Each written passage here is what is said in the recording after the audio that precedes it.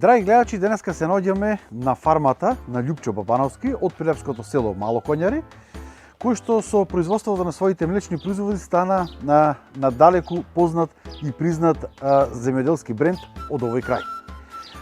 За оние кои што ги пробале неговите сирења, бело, биено, изврка, како и неговиот кашкавал, знаат точно за што зборувам. А сите пак оние кои што немале можност да ги конзумираат, се надевам дека веднаш после ова интервју и после оваа емисија ќе ги купат, ќе ги пробаат и дека и понатаму ќе се најдат на нивната трпеза. За тоа како поминува еден ден тука на фармата во селото Мало Коњари на Бабановски, но и за тоа како се произведуваат овие надалеку познати сирења, ќе ни открие сам во текот на оваа емисија.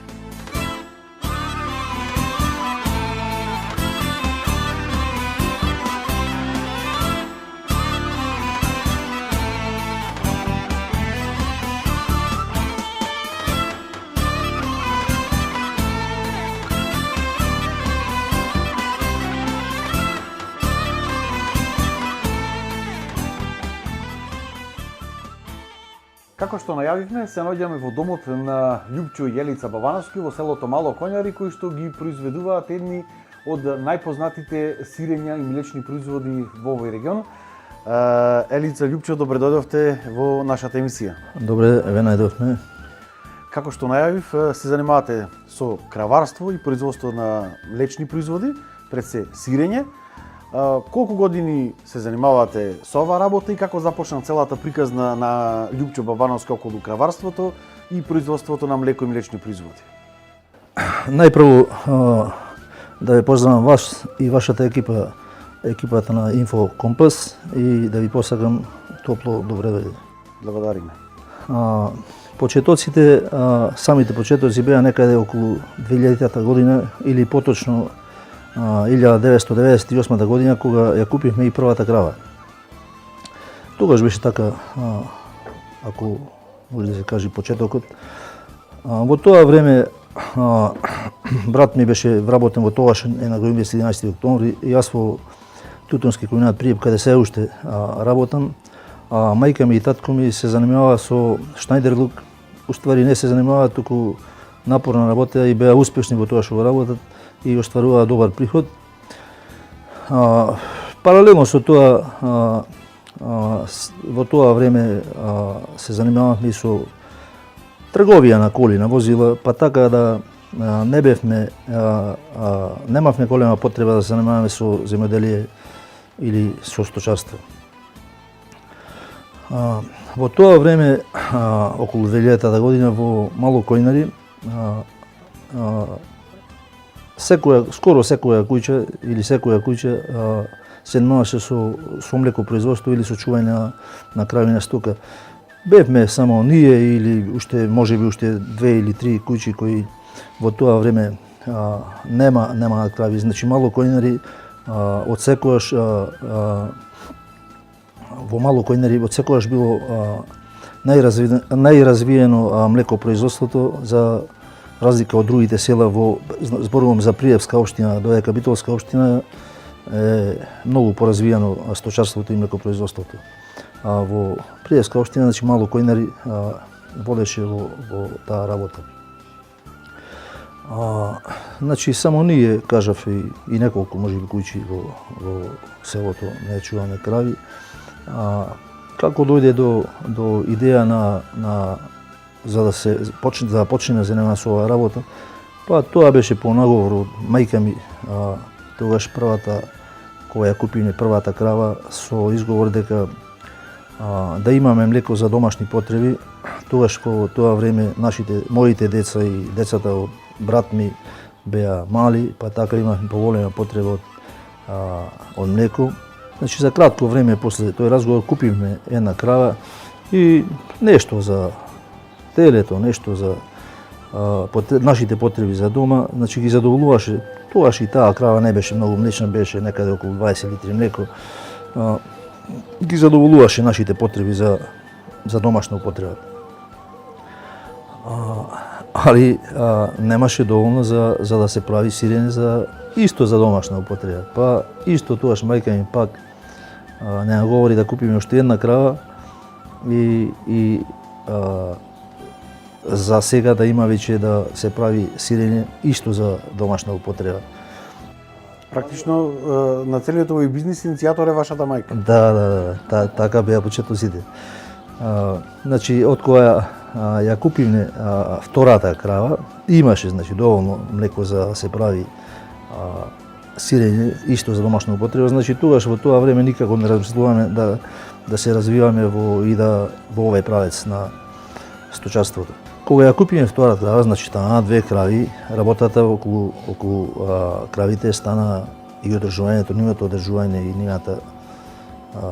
нивното мозе, значи сета целокупната работа стана пообемна, што ние во тоа време немавме такво време за да одвоиме за да ги одржуваме кравите и тогаш бевме приморани или да ги продаваме тие 2 крави или да купуваме барем уште 5-6 крави, како би било исплатливо да ангажираме човек кој ќе занимава со кравите. Така направивме, значи одлучиме за второто, купиме уште 5-6 крави и така почна целата приказка. Значи почетоците се сеќавам тогаш не беа ни малку лесни и беа така потешки, да речем, и општо во млекопроизводство, во краварството, значи нема такви сјајни периоди кога се остваруваат екстра профити. Значи секогаш биле полоши и подобри периоди. Значи никогаш немало такви периоди кај што се остварува екстра профити. Од старт произведувате сирење, а не го продавате млекото. Да, ќе кажеме тоа малку покасно. Во тоа време, значи среќа наша беше за кога ние почнаме со оваа работа.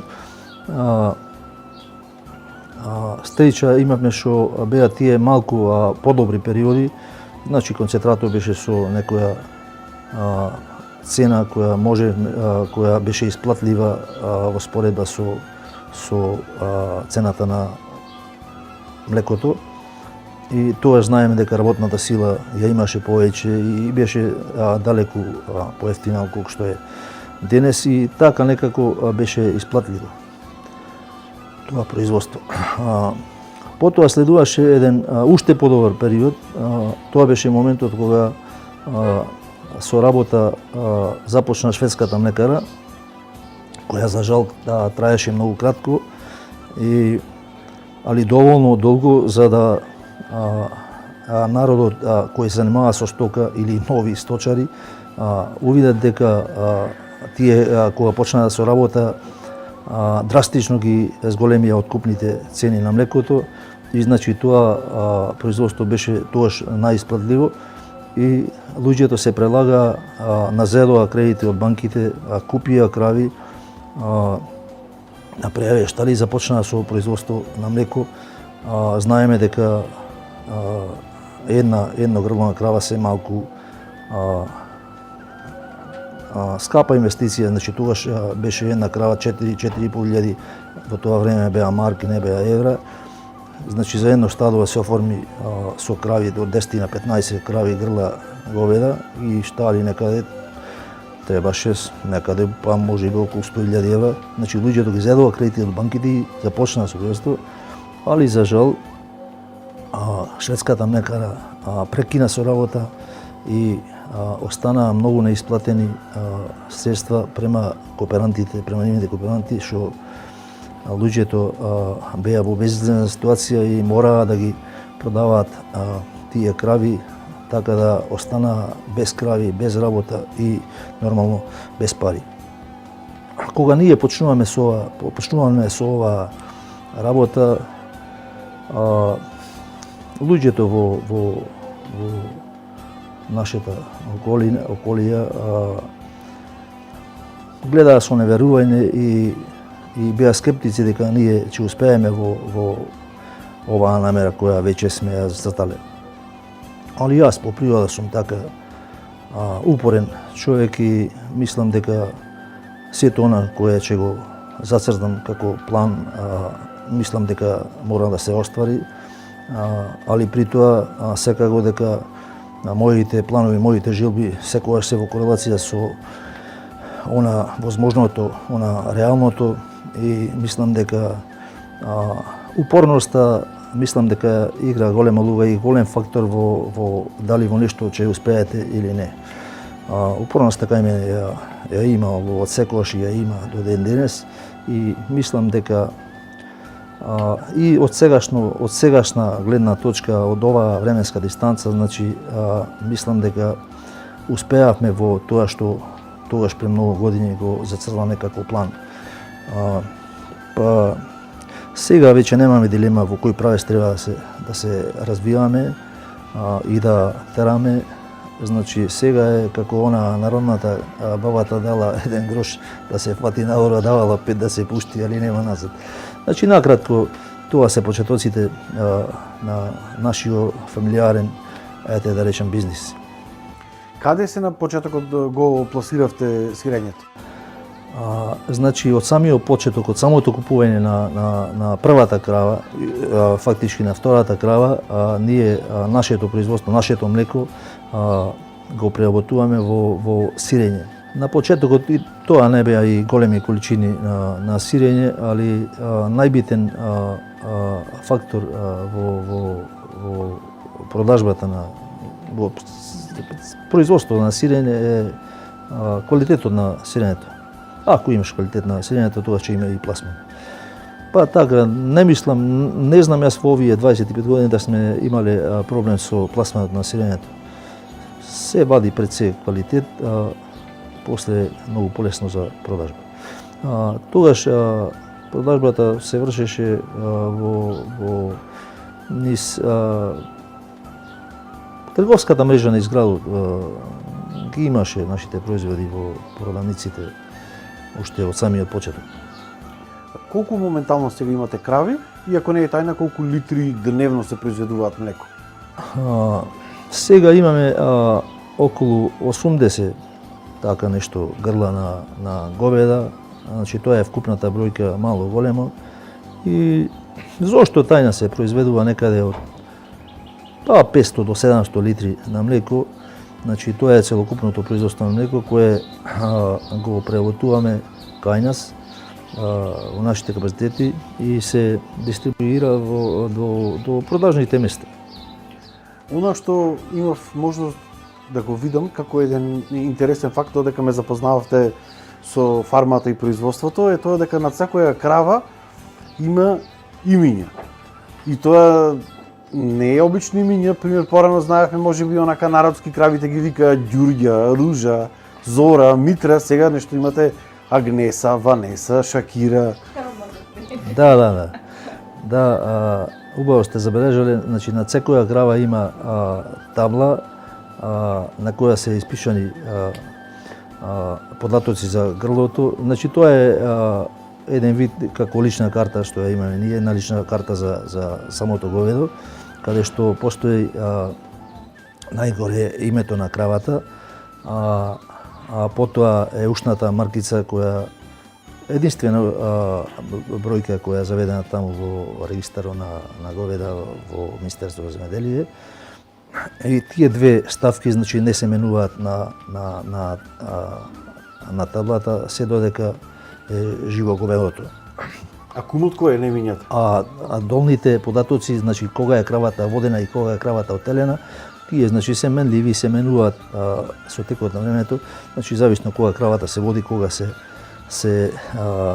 отелува. А паралелно на тоа водиме и друга евиденција дома во електронска форма, покасно и печатена форма, каде податоците се менуваат, значи во зависност од кога е кравата водена, кога е кравата отелена, значи за да не се направи пропуси да се греши, значи кравата една лактација на едно грло е околу од на кравите околу 100 дена, околу 110 месеци или 300-5-6 дена. Потоа следува еден пресушен период каде кравата треба да се припреми за следната лактација. Ме прашавте за имината на кравите. Значи за имината на кравите кумот сум јас. Значи, али за да бидиш кум кај кравите, кај говедата, не треба многу средства, значи не е тоа како кај луѓето да одиш по свадби, по крштевки и да даваш поклони на друго. Овде треба само да одбереш добро име, значи што и прилега на една крава, добра крава со високомлечна крава. А имената се бирани од па има фотомодели, има артистки, пејачки, Познати личности. Познати личности, да, Шакира, имаме имена крави, Саманта, Шакира, Цеца, Индира и така натака. Значи тоа е битно да се одбери убаво име, звучно име за кравата, да. Како што кажавте, кравите ги памтите и по имињата, но исто така водите една прецизна статистика за секој грло на говедо. Во моментов, значи, како течи еден обичен ден на фармата тука во селото Мало Коњаре? Па работниот ден започнува рано наутро, некаде во 3:30 часот, кога луѓето кои ги гледаат и одржуваат почнуваат со молзење. И тоа трае до некаде 6:30, најкасно 7 часот, додека се среда сите работи. И после тоа луѓето, значи, кои се занимаваат со таа работа, имаат време за одмор, се до 12 часот, кога повторно се влегува во шталите за да се нахранат и сега да се чисти пак џубрето кое го прават самите говеда. После тоа е, значи, околу сат, час и половина. После тоа има пак одмор до некаде 3:30, кога повторно се влегува за второто сега молзење, кое исто трае до кај 6:30 до 7 часот попладне. После тоа молзење, значи, луѓето одават да одмараат и се до следниот ден кога започнува истата приказка. Како вид на раса се овие крави и колку просечно литри млеко даваат во текот на денот? Ова раса која чуваме ние е Хоштен фризиец, значи тоа е високомлечна раса на крави и е најзастапена на овие простори, барем во Македонија или поточно во Пелагонскиот регион, додека во таму Скопје и Кумановскиот регион повеќе се застапена расата сименталец, која раса е повеќе за млеко, повеќе за месо, а помалку за млеко. Додека оваа раса е исклучиво за производство на млеко и е најмлечна раса на овие простори, па мислам дека и во светот.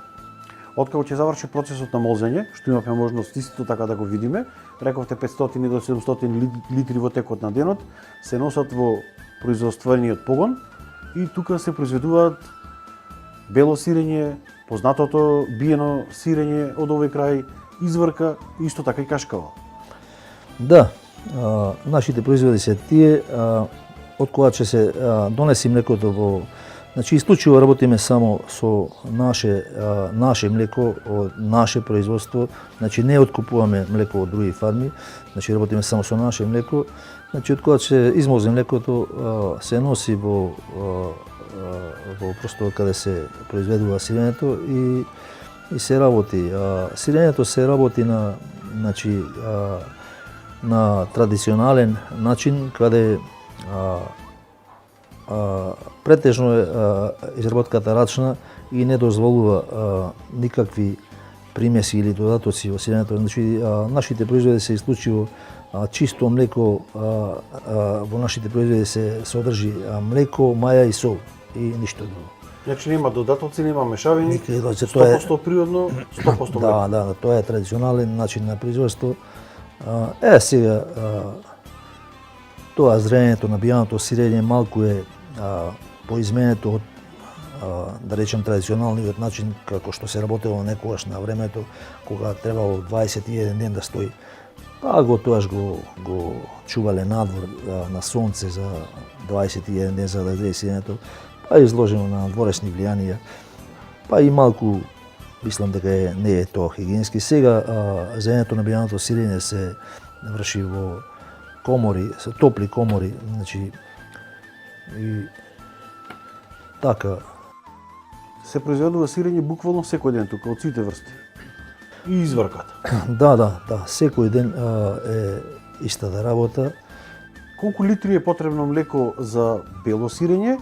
Колку за биено? Дали има некаква разлика во самите производи? Секако дека има, значи за бијаното сирење и за кашкавалите влегуваат потребни се 10 до 12 литри на млеко за да се произведе 1 килограм сирење, додека за белото сирење потребни се некаде околу 7 литри исто да се произведе 1 килограм сирење, додека урдата или изврката, како ја викаме ние, се произведува од цвикот кој останува од бијаното сирење.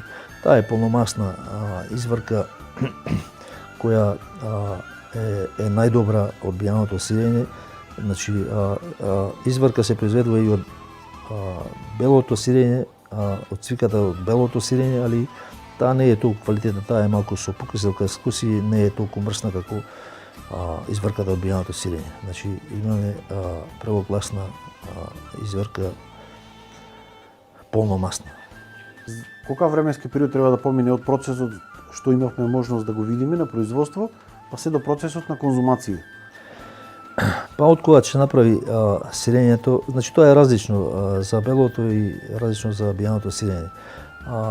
Бијаното сирење може да се јади, значи одма после зрењето, после ставањето во сол, значи пошто во процесот на изработка на бијаното сирење се попарува со жешка врела вода, каде се уништуваат сите бактерии кои ги има во млекото, па така да после самата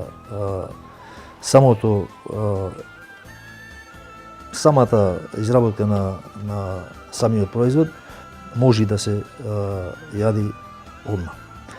Додека белото сирење од кога ќе се направи треба да се стави во пресол, кое треба да одлежи околу 2 месеци. Значи различно е меѓу овчкото и кравското сирење. Овчкото ако треба да после правењето да ферментира некаде околу 3 месеци, за кравското тој период е пократок и трае некаде околу 2 месеци, па и може и неполни 2 месеци. Која е цената на вашите производи кои што ги произведувате и дали е исплатливо да се произведува со таква цена и со ваков 100% квалитет кој што вие го задржувате континуирано во целиот временски период додека ги произведувате и пошто се препознатливи вашите производи? Секако дека ова производство е исплатливо и затоа го работиме, нема некој екстра профит, али е доволно исплатливо за да може да се работи. Цените, јас мислам дека не се не се многу високи и достапни за да може секој да си дозволи да купи од нашите производи, а квалитетот мора да биде на завидно ниво, што никако не сме да за сметка на квалитетот да се намалува цената. Па така, познавајќи ги ситуацијата на граѓаните во нашата држава и опанатата куповна моќ, некаде пред велиденските празници, 20-тина на пред велиденските празници, значи и пред првомајските празници, како и сега минатиот празник што беше доводен, значи ние ги намаливме нашите цените на нашите производи ги намаливме за нарочито за тие големи верски празници да може секој да си дозволи да купи од нашите производи. Квалитетот е, реков, на завидно ниво и кој што пробал знае, а тој што не пробал може слободно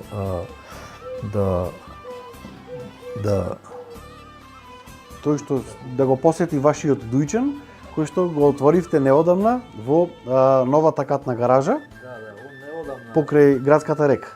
Па он неодамна, некаде од пред 2 и нешто години, имаме и наше продажно место кое се најдува во во новата катна гаража која се најдува кај пазарот во Прилеп, тоа е некаде на излезо од пазарот према градската река, наспроти Старо Пајтон, кафаната Старо Пајтон, на самиот чош од катната гаража. Значи, тој што не знае, еве има прилика да се информира и да ги најди нашите производи на тоа место. Предлагам да отидеме во дуќанот, за да ги запознаеме гледачите со целата ваша палета на производи, но претходно и да вкусиме малце. Ќеречат стои тука, никој не пробува ништо. Секако. Ова е бело сирење, така? Тоа е белото сирење, ова е бијаното, ова е кашкавало и Навистина одлично. Што преферирате вие? Кој е најдобро за вас, лично? Па јас не сум многу голем љубез на сирењето, али ако треба да оберам белото сирење, за мене закон. А кој најмногу го бараат граѓаните? Па претежно наши жители на градот Прилеп навикнати се на бијаното сирење. Јас мислам дека бијано сирење најмногу се троши во Прилеп, во целата наша држава. Ние сме познати по бијаното сирење, доаѓаат дури и од други краеви на Македонија само да го купат тука. Да. Прилеп е познат по производство на Имам и во други региони, но го нема оној шмек и оној вкус како од Прилеп. Па останат тој традиционален начин на производство од некогаш и најбитно, јас мислам, за квалитетот на сирењето е чистотата на млекото и ова традиционалниот начин на преработка, каде нема, кажав, други примеси и вештачки работи кои се употребуваат сега на современиот начин на производство на сирење. Значи, како што произведува, да речем, големите млекари, има, значи во тие сирење има се, само млеко не.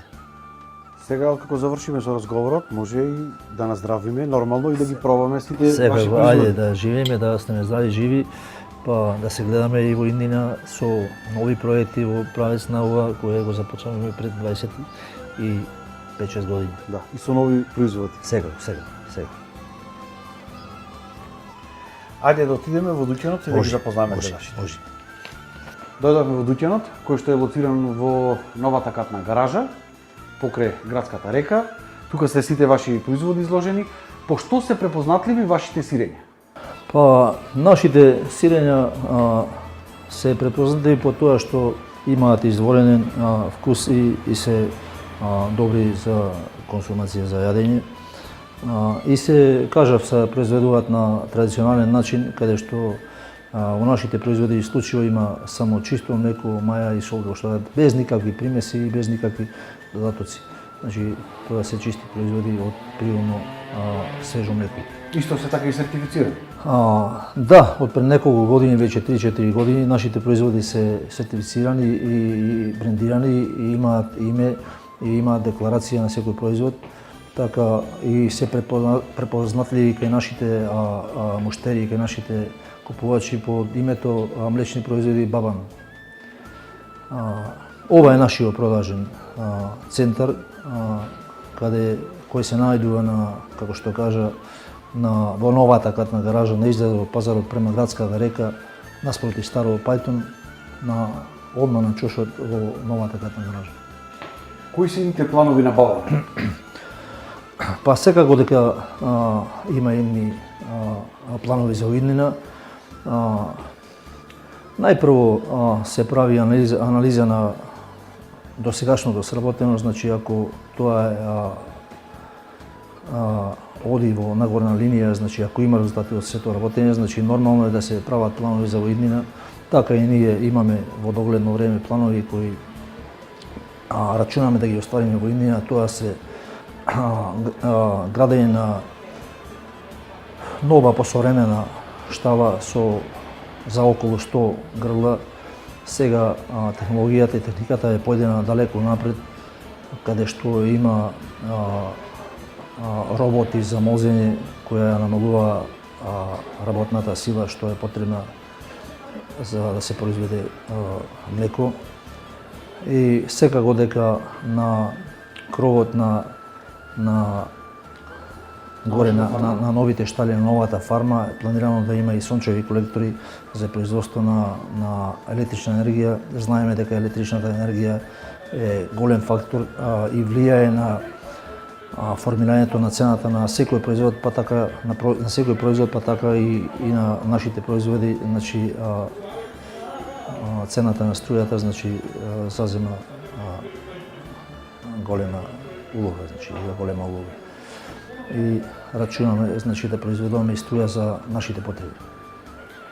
Бабановски, ви благодарам за издвоеното време и за ова интервју. Ви благодариме и вас на вашата екипа од Инфокомпас и посакуваме уште поубави и поголеми резултати во вашите работења. Ви благодарам. Драги гледачи, ова интервју ќе го завршам како што и го започнав. Оној кој што ги пробал досега производите на бабанот, знае за каков квалитет станува збор, а сите вие кои што не сте ги пробале досега, сте немале можност, дојдете тука, посетете го овој продажен центар и верувајте, нема да зажалите. Секој оној кој што ги пробал овие сирења, повторно и повторно се враќа тука.